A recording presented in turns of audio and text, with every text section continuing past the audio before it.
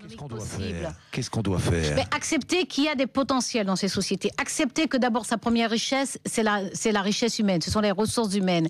Et arrêter d'exclure. Il faut savoir, et c'est ce que dénonce le LKP en Guadeloupe, mais nous avons le même problème en Guyane d'ailleurs, dans nos plateformes. Pourquoi y a-t-il parce tant que de chômage? systématiquement, les Guadeloupéens ne sont pas employés, y compris quand ils sont qualifiés, y compris quand ils sont diplômés. Il y a des ruses qui font que les Guadeloupéens ne sont pas employés. Et on se rend bien compte que de plus en plus, y compris dans les emplois subalternes, on emploie des personnes que l'on fait venir de France la plupart du temps, et parfois même dans un hôtel, y compris subventionné par le conseil régional, il y a 42 Suédois par exemple qui travaillent sur des postes pour lesquels des Guadeloupéens sont qualifiés et ont postulé. Ça c'est une réalité, elle est mise sur la table avec des chiffres, avec des preuves. Les grandes enseignes françaises qui s'installent en Guadeloupe recrutent, y compris à la caisse, des caissières, les recrutent ici en France. Donc systématiquement, les Guadeloupéens sont exclus. Il y a autant de chômage parce qu'on ne leur permet pas d'accéder à l'emploi et ils sont nombreux, notamment les qualifiés, les diplômés, à s'en aller, à aller faire leur vie ailleurs.